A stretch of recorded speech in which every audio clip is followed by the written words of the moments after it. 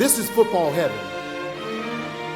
When you retire, you may get a chance to go to football heaven. This is football heaven.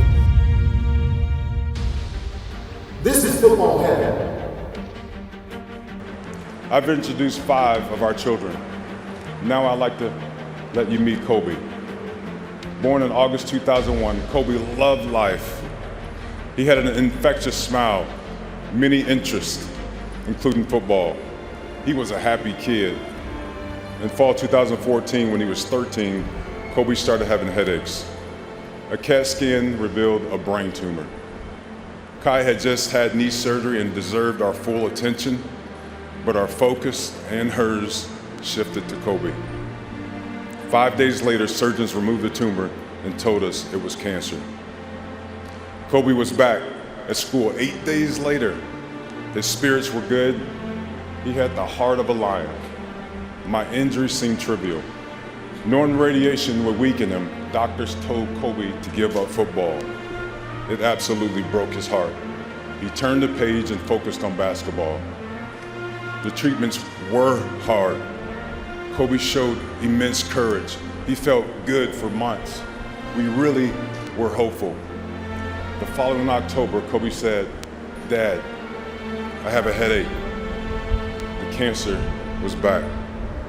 Doctors tried immunotherapy, but it had spread too far too fast. Kobe sensed where things were heading and had questions. He didn't fear death as much as the process of dying. Would it be painful? Would he be remembered? We assured Kobe we'd keep his memory alive and continue speaking his name. On October 11, 2016, God called Kobe home. Kobe,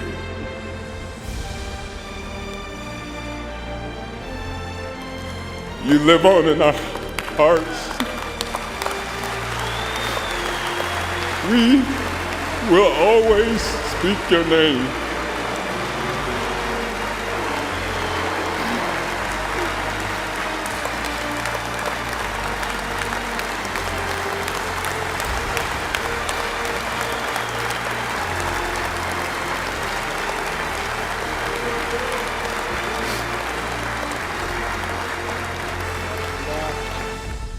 Ladies and gentlemen, presenting Peyton Manning for enshrinement into the Pro Football Hall of Fame, Archie Manning.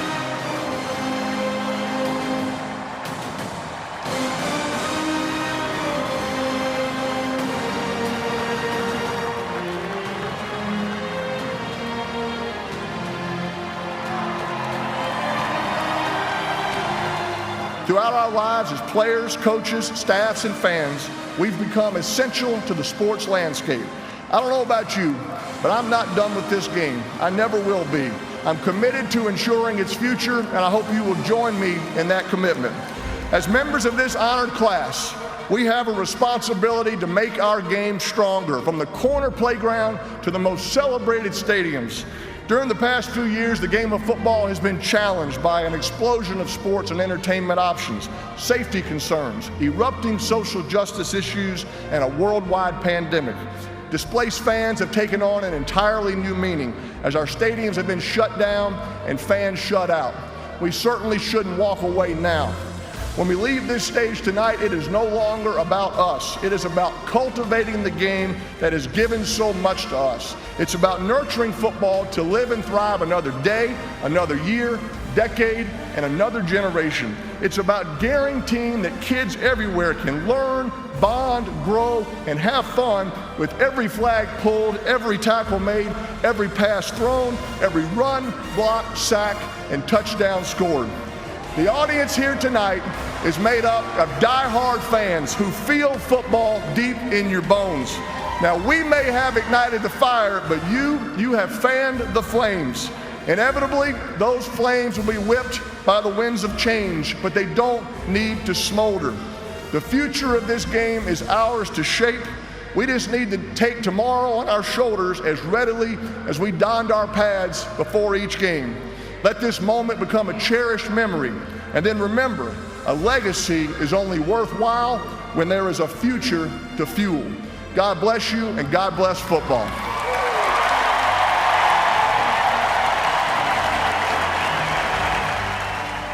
I always had to deal with perception. Perception, though, isn't always reality. It definitely wasn't my reality. People looked at my gold teeth and dreads and were shocked and surprised I had never been under arrest or spent time in jail.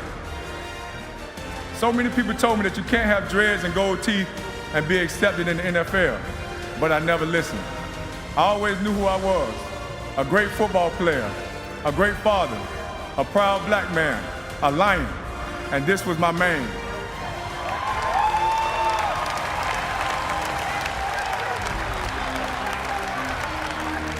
Which many of those doubters would later discover once they got to know the real me. Times have changed. Look around the league. Look at some of the young stars. As a matter of fact, look at my Pro Football Hall of Fame bust. Rocking the same dreads they said I shouldn't.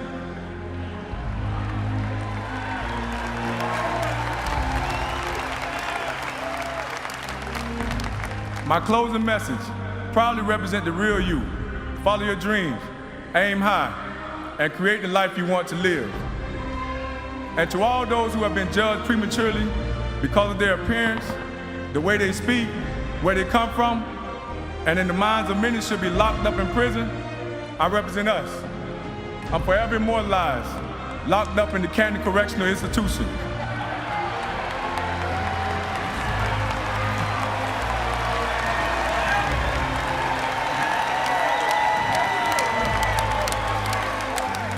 Inmate number 336 in the Pro Football Hall of Fame.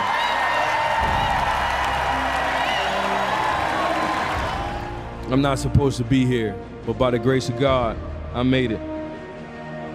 So I'll leave you with this, because I never compared myself to any other player.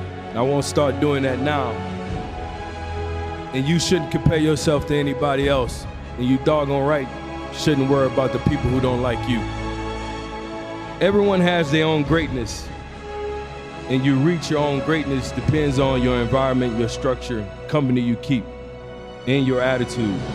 There will be good and bad, right and wrong. Your reaction of choice, good or bad, has consequences that affects you and those around you. No matter what, encourage those around you and yourself. I stayed encouraged. That guy there, no matter what, was focused. He stayed encouraged. There were some hard times, there was a lot of tears, even now. I tell you, each one of you, stay encouraged. Encourage each other. Help somebody. We should. We're supposed to. That's what being a human is about. Leaving this place better than we got it.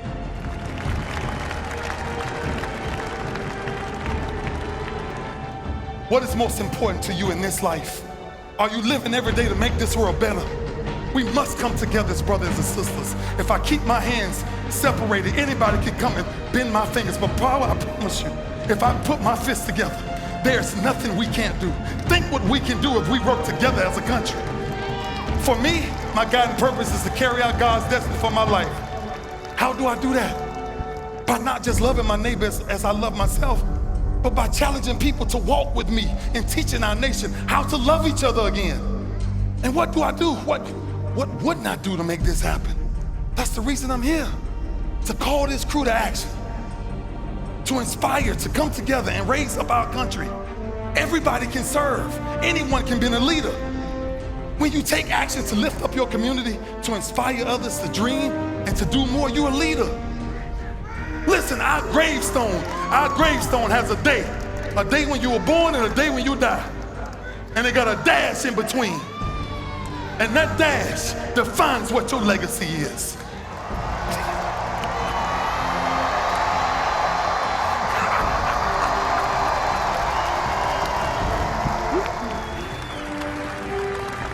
I'm of mixed race, and I represent America. My story is America's story. All our ancestors, unless we're American Indian, came from another country, another culture. Football is a microcosm of America. all races, religions, and creeds, living, playing, competing side by side. When you are part of a team, you understand your teammates, their strengths and weaknesses, and work together toward the same goal to win a championship. In this context, I advocate we become Team America. In sports, we're evaluated on our desire, ability, and given a chance to compete. America is the land of opportunity. Let's not slam the door on those who may look or sound different from us. Rather, let's open it wide for those who believe in themselves, that anything is possible, and are willing to compete and take whatever risk necessary to work hard to succeed. And one more thing about my father, and this is something I've never told anyone, including Deanna. My dad was my high school football coach. He was the head football coach. He coached me and my two brothers. So it was the last high school football game of my high school career. And although I don't remember how I played before, and I don't remember how I played in the last game, what I do remember is sitting outside the coach's office, say on a Wednesday, waiting for my father to come out so we could leave. It was dark, and I overheard my father talking to the three other coaches, and I heard him, and I assume I didn't play as well the previous week only because of what he said. And he said, "I can assure you one thing about my son. He will play better. He will redeem himself. I know my son. He has it in him." And I never let him know that I heard that. I never said that to anyone else. But I never forgot that statement, that comment that he made to those other coaches. And I want you to know, Dad, I spent the rest of my career trying to redeem myself.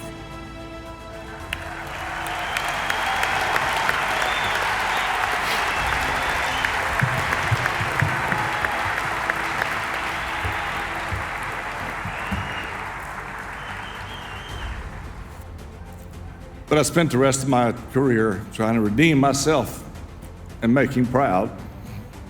And I hope I succeeded.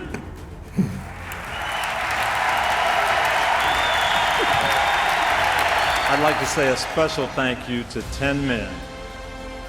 Willie Brown, Buck Buchanan, Ernell Durden, Bob Ledbetter, Elijah Pitts, Jimmy Ray, Johnny Rowland, Al Tabor, Lionel Taylor, and Alan Webb. Now those names might not be familiar to you, but those were the African-American assistant coaches in the NFL in 1977, my first year in the league.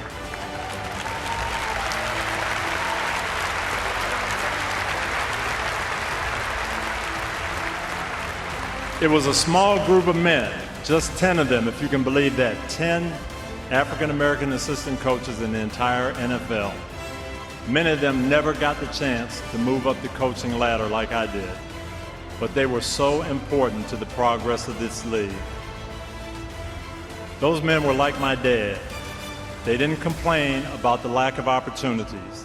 They found ways to make the situation better. They were role models and mentors for me and my generation of young African-American players like Ray Rhodes, Terry Robisky, and Herm Edwards. We were in the 80s trying to decide whether we could make coaching a career or not. Without those 10 coaches laying the groundwork, the league would not have the 200-plus minority assistant coaches it has today.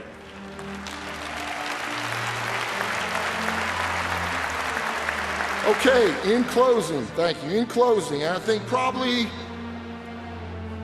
most importantly, I want to thank all those brave people that have served and continue to serve our country, from the firefighters to the paramedics, to the men and women in law enforcement, those that lay it on the line every day for all of us.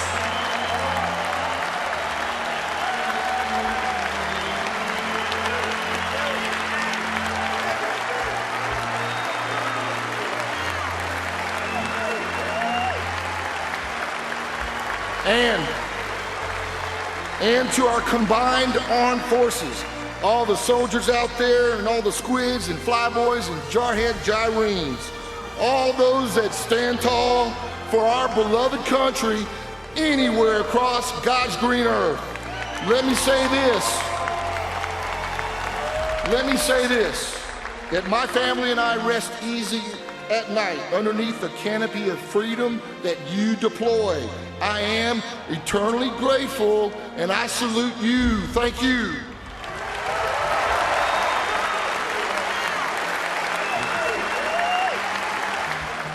I want people to remember that greatness is not a sports term.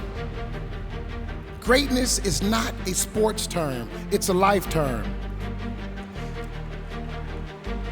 And I believe there's 4 things that get you to greatness. 1, you've got to have the ability to sacrifice. And a lot of times that means sacrificing the relationships that mean the most to you. The second thing is pain. You're gonna have to endure some type of pain in your life, whether physical or mental. You've got to find a way to endure. The third one is failure. You've got to have the ability to understand that you're going to fail, but it's how you recover that makes you a better person. And the fourth one is love. Because if you love it, then it's not a job, it's a passion. If you love it, you're willing to sacrifice for it, to go through that failure and understand that I will be successful. And if you go through those 4 things and you understand those and you can handle those, then success is in your path and greatness is available to you. You want to say thank you, Joe? Nick's a man of little words, but a lot of action. He's so proud to be in this class of 2015. He waited 37 years to get to the Hall of Fame.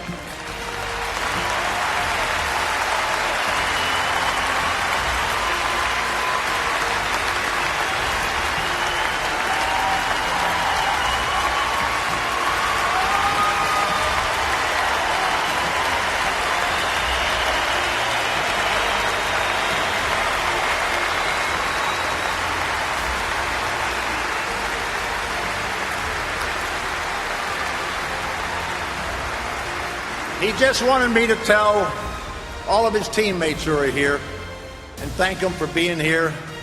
Our great coach and fellow Hall of Famer, Bud Grant, all the Viking fans who have come from all over the country, and all the rest of you fans, and even you Steeler fans who beat us in that Super Bowl.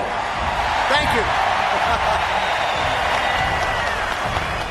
you. As a servant leader, I just want to do the best I can to make something better than it is when I come in touch with it. And I want to work to do that.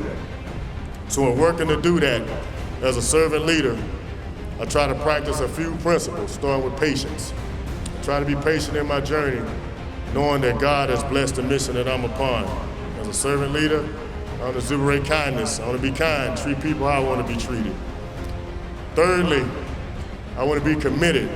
I want you guys to know when the Bucs drafted me, I gave them my commitment, I gave my all. And part of that commitment as a servant leader stands before you today. And finally, as a servant leader, I want to go about it with a great deal of humility.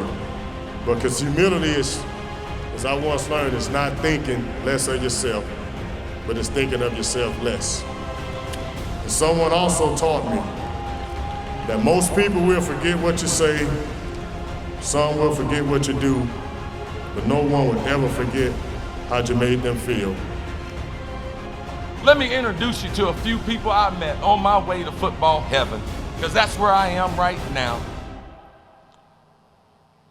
My mama, Joyce. Stand up, please.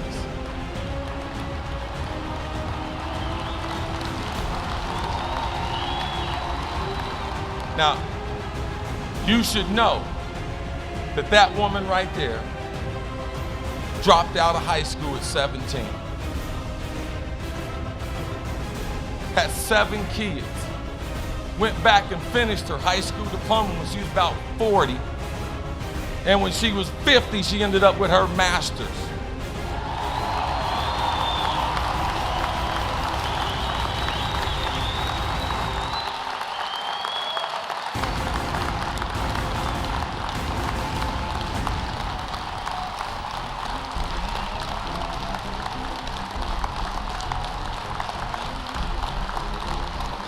Mama, I got to tell you, I didn't have to wait to get a call from the Hall for them to tell me I was a Hall of Famer. You've been telling me since I was little. You told me everything that's ever happened in my life that's happened. But Mom, I got to tell you, I have to apologize. I'm so sorry for the bumpy flight and the bumpy ride. But I got to tell you, Mama, it's a smooth landing. Sit down, Mama. You're in the Hall of Fame. Sit down. I grew up in a single-parent home. Reggie White, when I was 22, was the first man to tell me he loved me. And he said, Chris, through God, all things are possible.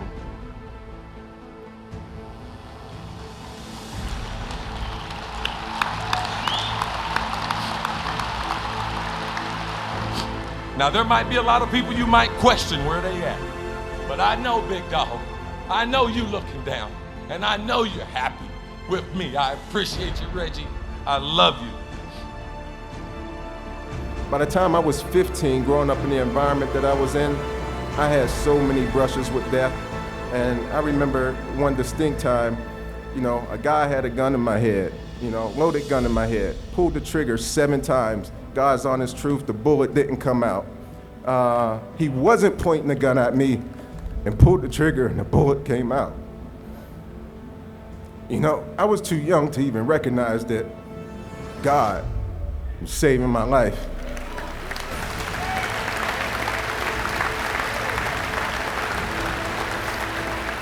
So, you get to, by the time I'm in high school, and by this time, I'm a full-fledged product of my environment. I've done a lot of things that I'm not proud of, but my mother comes to me and she says, Kurt, listen, your grandmother's gone, my sister's gone, you've had so many brushes with death yourself. I'm just gonna tell you this, Kurt. I want you to do something after school. It doesn't matter what it is. It could be football, baseball, basketball, join the glee club, join the band, whatever it may be. Just do something so you're not in this neighborhood 24 hours a day, just to take up 2 extra hours of your time. She said, because if something happens to you, they might as well kill me too, because you're the only thing that I'm living for. And Mom, I thank you so much for the sacrifices that you've made for me.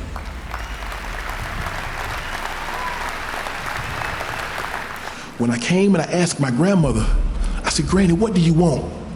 She always called me her baby. She never called me by my name. I said, you want me to buy you a car and teach you how to drive? She said, no, son, I don't want that. I said, Granny, do you want jewelry? She said, no, son, I don't want that. She said, son, I want a decent house. And I'm thinking, I said, well, my grandmother wants 7,000 to 8,000 square feet. But then I knew my grandmother, knowing her like I know her, after pausing for 5 or 6 minutes, I said, Granny, what is a decent home? And I remember it like yesterday, and it was 30 plus years ago. She said, son, I want a decent home. And her words verbatim is, she said, son, I want to go to bed one night. And she said, I want God to let it rain as hard as he possibly can. And I want him to let it rain all night long. And she said, I want to wake up and not be wet. That's a decent home for my grandmother. That's all she wanted. See, for 66 years, my grandmother never went to bed and had it rain and not be wet the next morning. See, I remember those days of putting the plastic coats on the bed. And I'm gonna date myself, the Kroger sacks, but now we call them burlap bags. I remember that. I remember putting the pots and pans on the floor to catch the rainwater, the very pots and pans that we're gonna cook in the next day. I remember that. It broke my heart that my grandmother, all she wanted, she got 2 grandboys, that's making $1 million, and she wanted a house that wouldn't leak. That's all she wanted. That's all my grandmother wanted. For two boys that's making millions and all you want is a decent house, you want to go to bed and not get wet when you wake up. That's what drove Shannon. That's what got me here.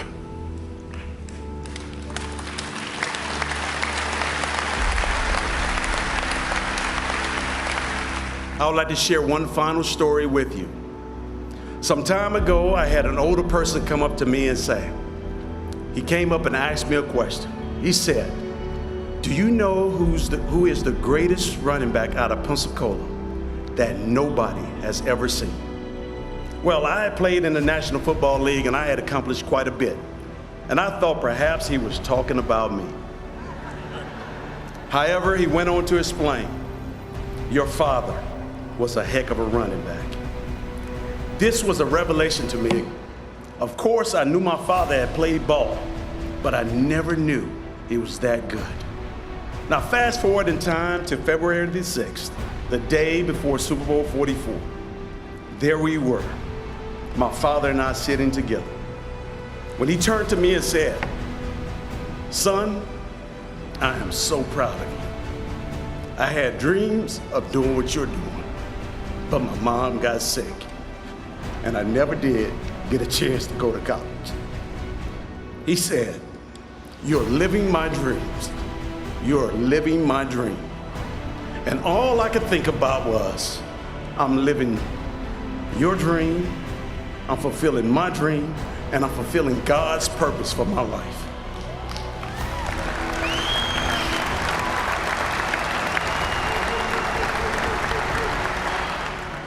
But this is finally it. There are no more routes to run, no more touchdowns to score, no more records to set. That young boy from Mississippi has finally stopped running. Let me stand here and catch my breath. Let me inhale it all in one more time.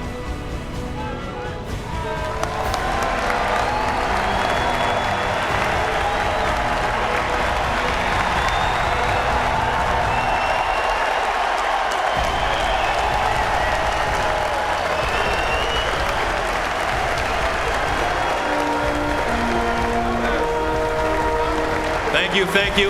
Hey, you know what, guys? I feel like dancing. If there were anything that I could share of Port that I've learned over the course of my career, it would simply be one's value in life is not determined by accolades or worldly success. One's worth as human beings reside in our willingness to gladly extend ourselves in service to our fellow man. It is in this greater spirit of humanity that I shall carry forward. Good night, and God bless you all.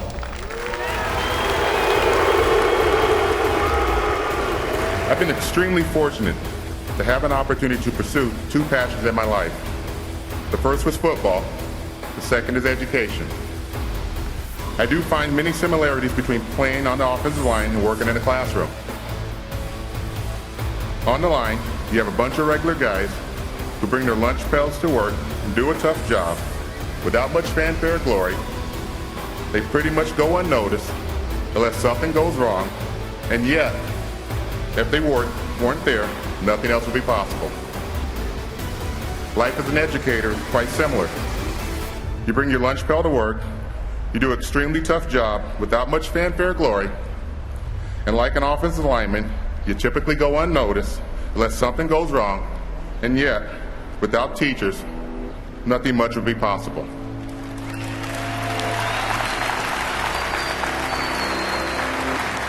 To all my students, it's been a pleasure to be part of your lives.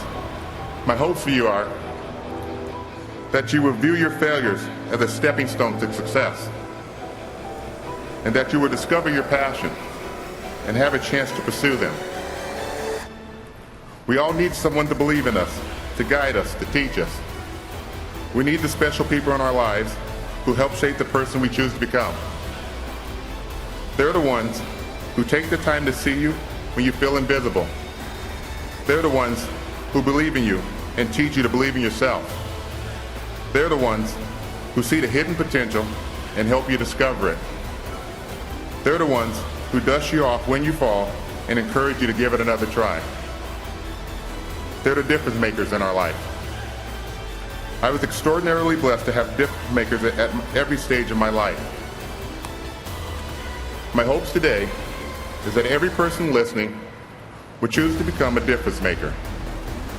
My life, my journey, from Avondale, Arizona, to this stage here today, should be proof enough that caring individuals can and do make a difference in someone's life.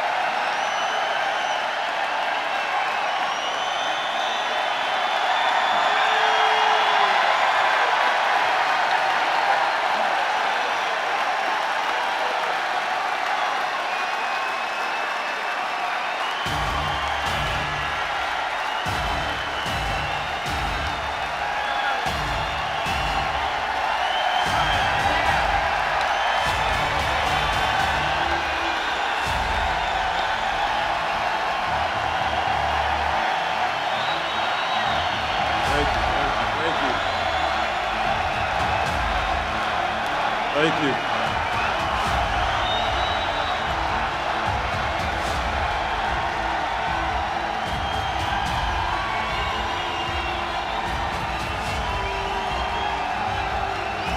Thank you. Thank you.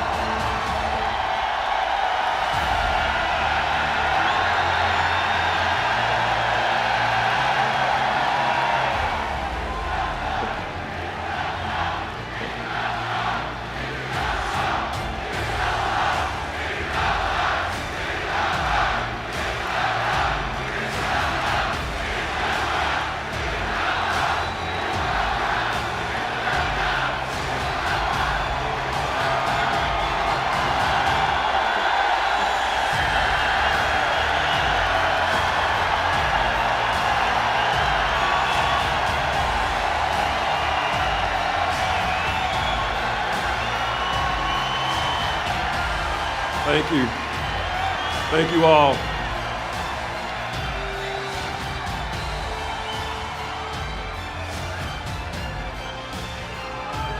Thank you all very much.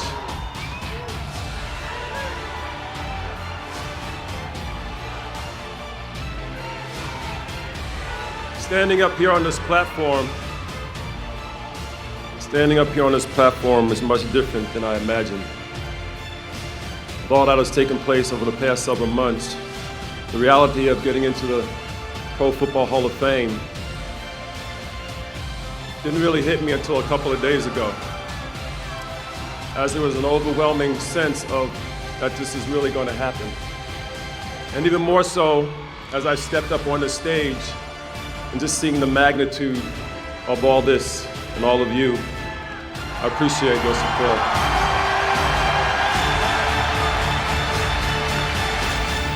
I sat right here where you are last year and I watched the class of 2006.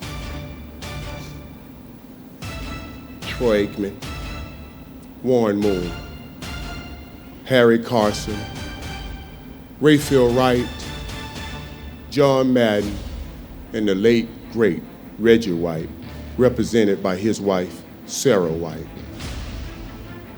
And I said, wow. That's what a Hall of Famer is. Certainly I am not that. And I doubt it I would ever have the chance to stand before you today. So when I returned home, I spoke with Michael and Elijah and I said, that's how you do it, son. You do it like they did it. Michael asked, he said, Dad, do you ever think we will be there? And I didn't know how to answer that. And it returned me to that threshing floor. But this time, I was voiceless. But my heart cried out.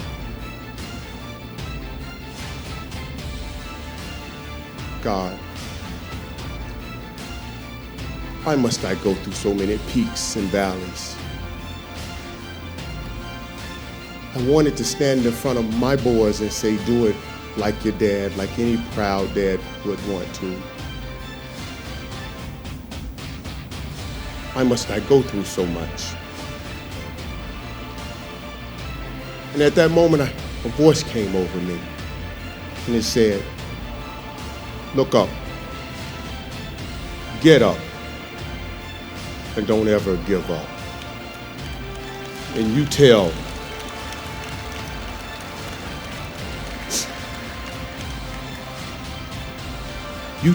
everyone or anyone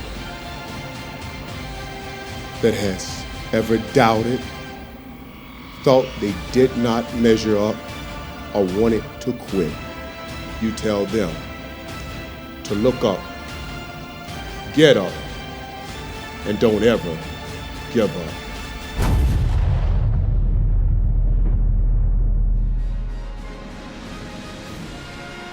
Wow. Wow, wow, wow. I mean, this is so special. But I just wanted to take this first moment just to make a memory and, say how special this feeling is.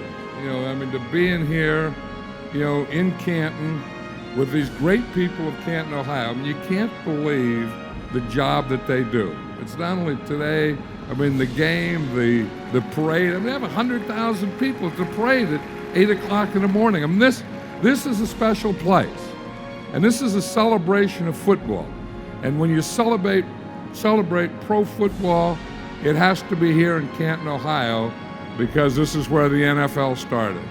And, we'll always talk about immortality, and some of us think maybe we will be immortal, that we'll live forever, but when you really think about it, we're not going to be. But I say this, and this is overwhelming and mind-blowing, that through this bust, with these guys in that hall, we will be forever. And when you think of that, it just blows your mind, that it's forever and ever and ever. And you have to stay with me a moment on this one. This is a little goofy here, and you're going to say, oh, there's old Madden being goofy again, but I started thinking about this after I got voted into the Hall of Fame. And the more I think about it, the more I think it's true. And now I know it's true and I believe it. Here's the deal. I think over in the Hall of Fame that during the day, the people go through and they look at everything. And then at night, there's a time when they all leave. And all the fans and all the visitors leave the Hall of Fame. Then there's just the workers. Then the workers start to leave. And then it gets down, there's just one person. And that person turns out the light, locks the door. I believe that the busts talk to each other.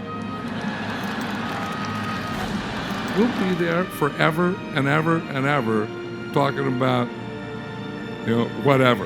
And that's what I believe, and that's what I think is going to happen, and no one's ever going to talk me out of that. Thank you.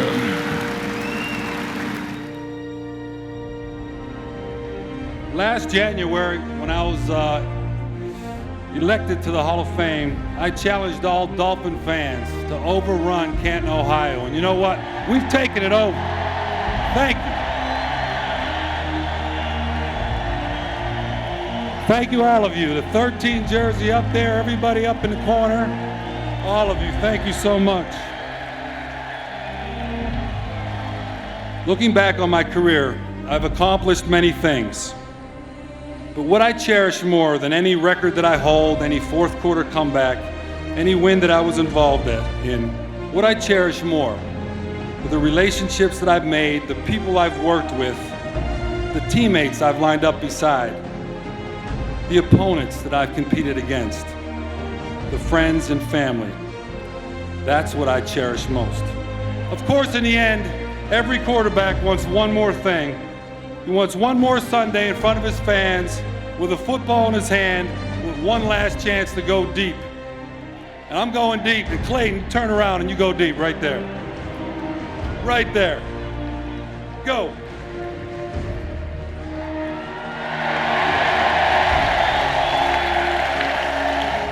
But I can think of the day where I learned a precious lesson from him. After the game on the ride home, my dad asked me, because it was sort of unusual because he never really said anything about what I should do on the field. He saved his advice for off the field, and trust me, he had plenty of advice for that. But he asked me, Barry, why weren't you catching the punts? And I was like, well, Daddy, it was a close game, and I didn't want to run up and drop the punt and cause us to lose the game. And he said, son, you play the game the way it's supposed to be played. Don't be scared to make mistakes. In life, you're going to make some mistakes. Even if you wanted to stay in bed all day and avoid the whole world, that's not the answer.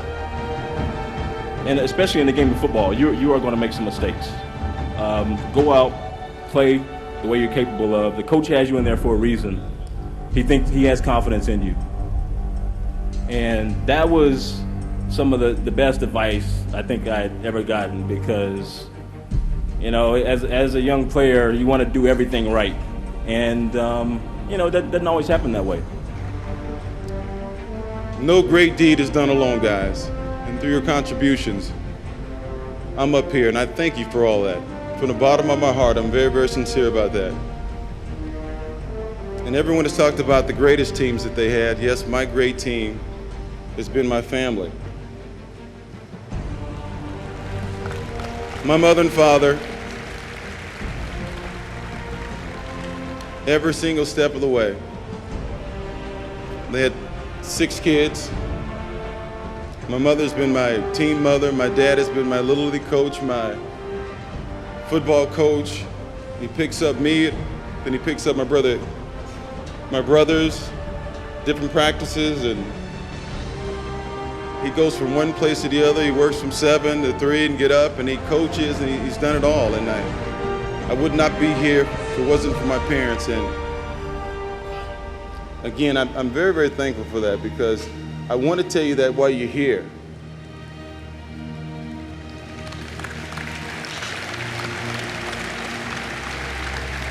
And to my great teammates, my brother Harold,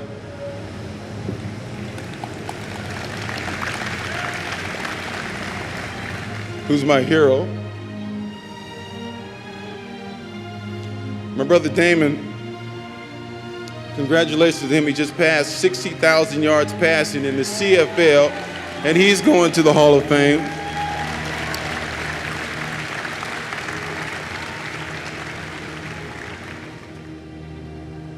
Every inch, every yard, every hit, every hurt, every pain, every run, I did because of you guys.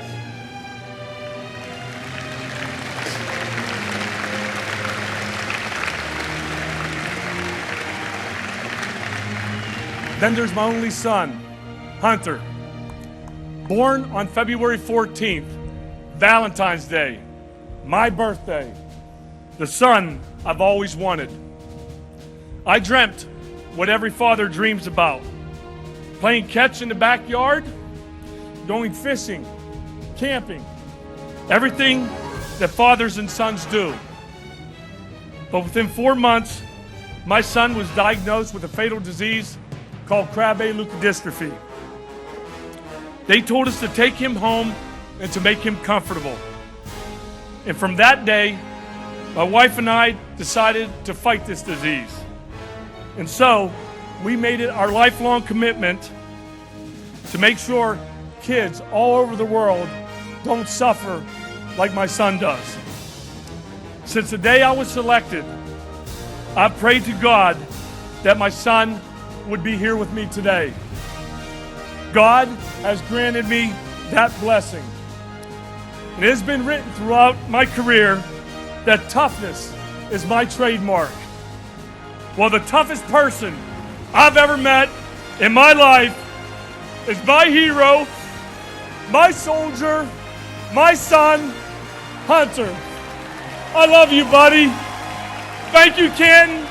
Thank you, Buffalo, and God bless.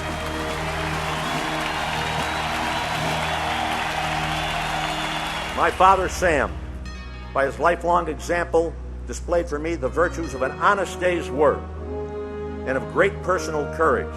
You, as avid football fans, undoubtedly have witnessed many exciting runs from scrimmage, but the greatest run I ever knew of was by my father, who during World War I, along with his comrades from the storied 4th Marine Brigade, raced several hundred yards into withering machine gun fire across the wheat fields at Bellewood in France.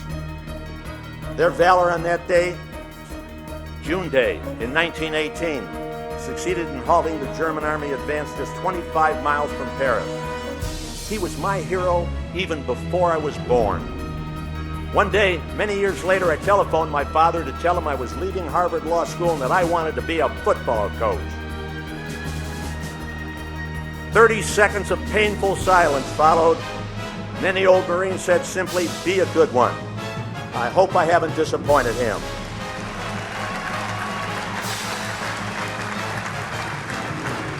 And finally, I hear words spoken to me more than 50 years ago by a man whose memory I cherish. He was my basketball coach and my track coach at Coe College. His name was Harris Lamb, and I will conclude my remarks today by repeating for you what he said to me so many years ago. To know the game is great. To play the game is greater. But to love the game is the greatest of them all. Harris, my dear friend, I have truly loved this game, and I love everyone who has shared this passion with me. Thank you all for enriching my life.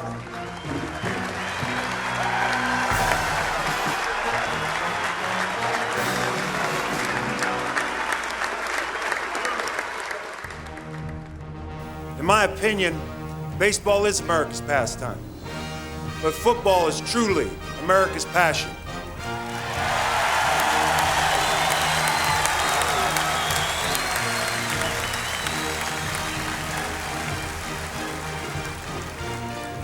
As Earl pointed out, I think back at the beginning of my career when a man named Al Davis drafted a kid out of Villanova in the 2nd round.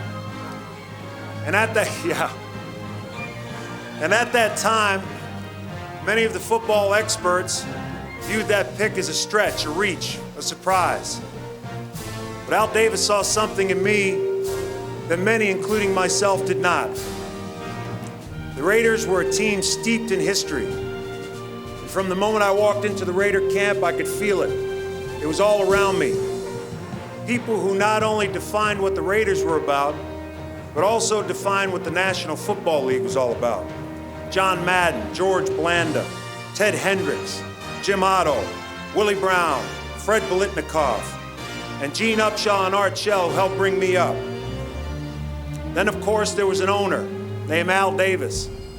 whose passion for winning was unparalleled in sports. So it's understandable that when you're around people like that on a daily basis, you allow yourself to dream just a little bit, albeit way in the back of your mind. Dream of someday maybe being one of them. But at that time, taking a place in football history with those great men was just a dream and nothing more. I am extremely proud to have been a Raider. I'm also proud to have played my entire career with the Raiders, something that rarely happens in today's game. I couldn't have made it this far without my teachers and coaches. They were all giants in my life. My high school coach, Bill Christopher, who would make us listen to the General Patton speech. And I don't know if you guys have heard the General Patton speech, but I'd lay there every night in the dark thinking about what it's like to be an American and how we don't tolerate losers. It toughened our spirit and strengthened our resolve, and I appreciate it. No matter how many times it knocks you down, no how many times you think you can't go forward, no how many times you have things just don't go right. You know, anybody can quit. Anybody can do that. A Hall of Famer never quits. A Hall of Famer realizes that the crime is not being knocked down. The crime is not getting up again. It was individuals like my brother Joe and my brother Tom, who is not here today, that taught me, you just go out and play and let your playing do the talking. You don't have to say anything. Be competitive, be intense, but let people see your humility. And not to mention the encouragement that my mother Esther gave me growing up as a kid. The lessons she taught me in work ethic, in courage, and toughness, and mental toughness, as she battled through most of her life fighting arthritis and had both knees replaced. Those are the lessons that I'm thankful for, the encouragement that my mom gave me, the opportunity she offered, and the instruction she offered me as a kid. I think about all the opportunity I was offered, the encouragement, the instruction I was offered. And it allowed me to do only one thing, and that is to offer my life.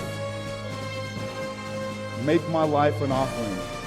See, because in my second year in the NFL, I knew I wasn't motivated by the money. I knew I wasn't motivated by the notoriety. And I sat in my hotel room the night before the season opener, and there had to be more to playing in the NFL. And I realized as I looked through the scriptures that there is more than playing in the NFL. That I was to present my body as a living sacrifice, and that was my way to worship God. And you talk about intensity and competitiveness. That's exciting.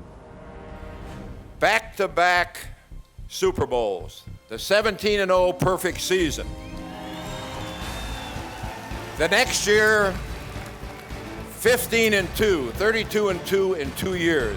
What a football team. I think what coaching is all about is taking players and analyzing their ability, put them in a position where they can excel within the framework of the team winning. And I hope that I've done that in my 33 years as a head coach. The career highlights, I'm proud of being able to break the record of a man that spent so much of the National Football League, a record that nobody ever thought would be broken. George Halas's record of 324, and then to end up with a total of 347 wins, averaging 10 regular season wins for 33 years, and the best winning percentage, and I'm very proud of this, of any professional team from 1970 to 1996. The team highlights certainly have to be 17-0, the only team in history, and a special bond has developed with that group of players. They wear this ring with pride. And this year is going to be the 25th anniversary of the 17-0 team, the only undefeated season. I was going to start this off like a meeting by just saying my name is Dan and I'm from Canton. And I am, and I'm proud of it. Did a little homework, and this is my 20th enshrinement ceremonies here at the Professional Football Hall of Fame. And I can tell you that the view up here is better than the first 19. This is an entirely new look to this ceremony, and I can tell you it looks pretty swell from up here. I was here in 1962 to watch the groundbreaking when Pete Rozelle turned over a spade full of dirt to start the construction of this building. I used to walk down here from my house, right? If you just go under the bridge and up Harrison Avenue to 36th Street and make a right turn about 2/3 down the block on the left side, it's about a mile from here, and I could walk it in about 15 minutes. And I used to walk down here and I used to look at that steel over the rotunda here and that was making that football, and I was thinking to myself, what the heck is that? And then I went to every enshrinement, every Hall of Fame game until I went into the National Football League in 1971, and then of course I've been here for the last 10 years as part of the broadcast crew that does the Hall of Fame game. So by my count, this makes number 20. I just have one last thing to say. It was my father who brought me here in 1962 to watch this building being dedicated. It was my father that brought me to every Hall of Fame game. It was my dad who went to every one of my high school games, and it was my father who stood with me and watched me grow. And my dad died 15 years ago, and all I can think about is how much he would enjoy this, how much he would enjoy seeing his baby boy go into the Professional Football Hall of Fame. And Dad, all I can tell you is I hope I honor you by being here today. Thank you. God bless. I was one of those players, as you know, who was labeled early as too small and too slow. I came to depend on people who saw me actually as bigger and faster than I really was. We all need people who believe in us. They expand the boundaries we place on our own lives. In my case, their influence did more than improve my performance in this great game. It filled a hollowness in my own life I could not explain or even understand. When a child grows up today without a father, there's an empty place where someone must stand, providing an example of character and confidence. If no one takes that place, a child can live in a shadow all their lives. Their emptiness is often filled by despair, by anger, or even violence. This commonplace tragedy has become the central problem of our society. It has caused an epidemic of secret suffering. But if someone takes that place, a child can escape the shadows. He can find confidence and courage and conscience, and perhaps even find his way to the Football Hall of Fame. I have the extraordinary respect for men and women who accept that responsibility and play that role in young lives today. They leave an influence more lasting than any law. The really heroic people are not those who break records. The really heroic people are those who can mend a broken spirit. My accomplishment today is a tribute to those people in my life who are willing to do that for me. Finally, I want to say that whatever favor I have gained is ultimately due to the God I serve. God's grace is particularly clear in life's great challenges and in life's great moments. This is one of those moments for me, and I owe a debt of gratitude that is hopeless to repay. My faith is not a system of belief, not a code of honor, but a relationship with Jesus Christ, who provided His love in a lonely death. I could explore God's grace to me forever and never reach its depth and never find its limits. His blessing is the ultimate explanation for whatever is praiseworthy in my career and in my life. In football, I found temporary achievements and lasting relationships. It tested and shaped my character. I've seen the glory of this game. To be here in this place, at this moment, for this reason, is an honor beyond all my expectations. I owe you my deepest thanks. In closing, I'd like to share a story with you that talks about children and how important that is. And I think that's the message that I would like to take with me from here, something I think the Professional Football Hall of Fame means. And it's a story about how we should reach out to our children. And we don't have to be in the Hall of Fame to do these types of things. I think all of us as Aldos are Hall of Famers when it comes to children. All it takes is a word. I heard Willie Lanier talk about signing an autograph and what a difference it made in the life of a young man. We all can reach out to young people. Well, this story is about a man and his son. During the middle of the week, they were at home resting, and the son came up in the evening with two gloves and a baseball. He said, "Dad, can we go out and play catch?" Well, the father was a little tired and said, "Son, well, why don't you come back on the weekend, on Saturday, I'll play catch with you." Well, Saturday came along. The father was relaxing in the easy chair reading the morning paper. The son came up with two gloves and the ball. He said, "Dad, can we go out and play catch?" His father said, "Well, son, I'm reading the newspaper. Can you come back a few minutes later? Then I'll be ready to go out and play." A few minutes later, he came back. "Dad, can we go out and play catch now?" His father said, "Well, son, I'm still reading. Can you come back a few minutes later and I'll be ready to go out?" Son left. A few minutes later, returned. "Dad, can we go out and play catch now?" Well, his father was getting a little disturbed at all the interruptions, but he came upon an ad in the paper that had the picture of the world on it, a full-page picture of the world.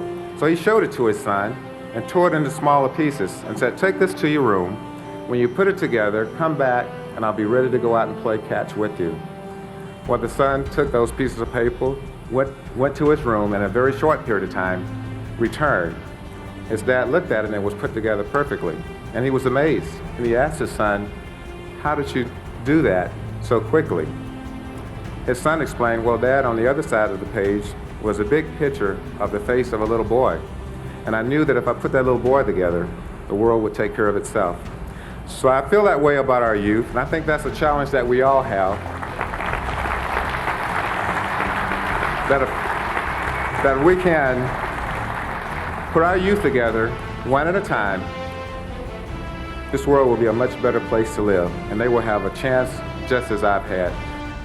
How does the African American athlete bring about some of the necessary changes in sports?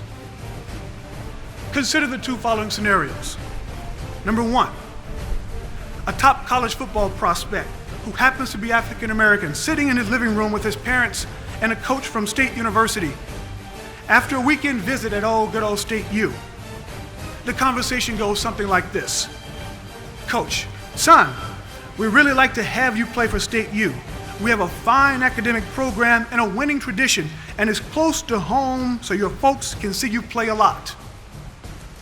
Player to coach. "Coach, that sounds great, and I had a wonderful trip to campus.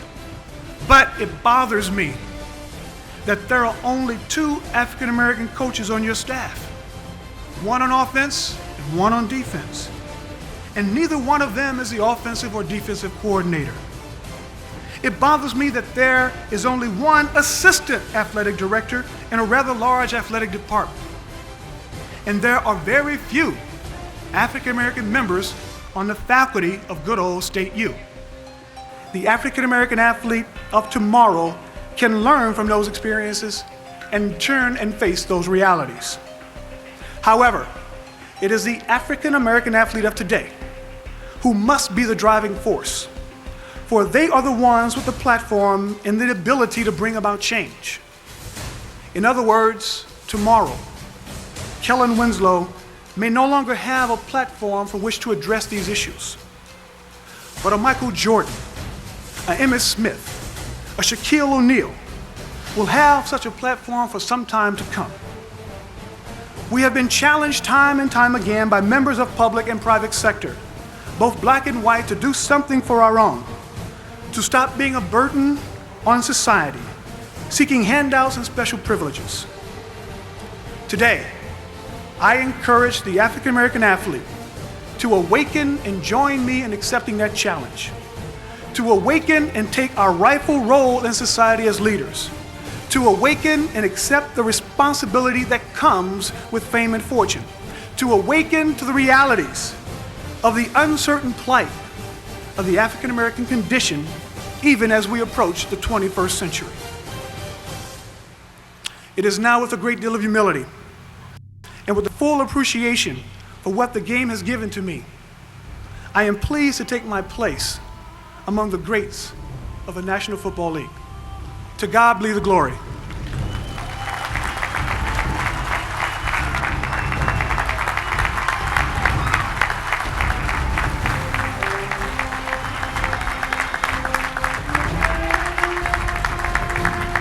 lot has been said about me as being the first African American quarterback into the Pro Football Hall of Fame. Because I am the first and significance does come with that, I accept that. I accept the fact that I am the first, but I also remember all the guys before me who blazed that trail to give me the inspiration and the motivation to keep going forward. Like Willie Thrower, the first black quarterback to play in an NFL game. Like Marlon Briscoe, who's here today, the first to start in an NFL game. Like James Harris, who is here today, the first to lead his team to the playoffs. And then on into my era, with Doug Williams, the first black quarterback to go to the Super Bowl and be most valuable player. Like Randall Cunningham, one of the most exciting players during our era. Like Vince Evans, who played 20 plus years of professional football. All of us did what we had to do to make the game a little bit better for the guys coming after us. And I only played this game not for just myself, not for just my teammates, but I always had that extra burden when I went out on that field that I had a responsibility to play the game for my people. And that extra burden I probably didn't need to go out on the field with, because I probably would have been a much better player if I didn't have that burden. But you know what? I carried that burden proudly. And as I looked at young people all along my route as a professional football player, they always told me, Warren, you got to represent. Warren, you got to represent. Warren, you got to represent. Well, I'm standing here today to say I hope I did represent while I played in the National Football League.